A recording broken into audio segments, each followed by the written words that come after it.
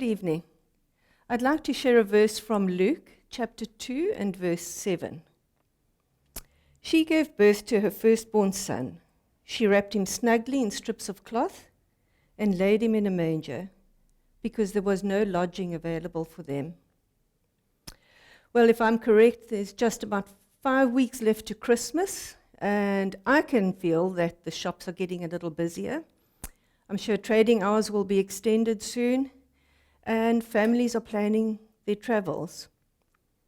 According to statistics, Christmas is one of the most celebrated holidays in the world, and even some non-Christian countries follow the Santa Claus tradition. Some of my very special childhood memories are rekindled each year at this time.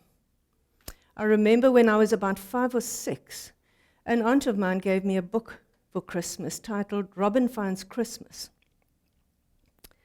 Robin Redbreast had never heard about Christmas until he lost his house. His fir tree remained green all through the year, much to the envy of some of the other birds in the wood. But one December evening, when he flies home to his house, his tree is not there. And in its place is a large garden fork standing upright in the snow. And he's quite puzzled, and just then Mrs. Rabbit peeps out of her burrow and said she'd heard lots of boots in the snow and lots of voices discussing the trees in the wood.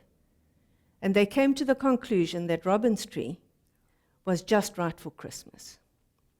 And he's really indignant, and he decides that he's going to find Christmas and demand his tree back. So he sets out to do just that, and he meets up with Father Sparrow, who suggests that he look down the chimney for Father Christmas. So he tries that, but isn't really successful. And then Madam Pigeon says that he should rather try the shops, but he doesn't find Christmas there either. And Jenny Wren says she's seen lots of people depositing envelopes and letters in the red postbox, so maybe Christmas could live inside.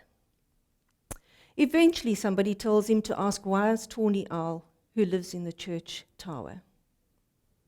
And the owl tells him that all the hustle and bustle and shopping and excitement is part of Christmas, but that the true meaning of Christmas is found inside his church.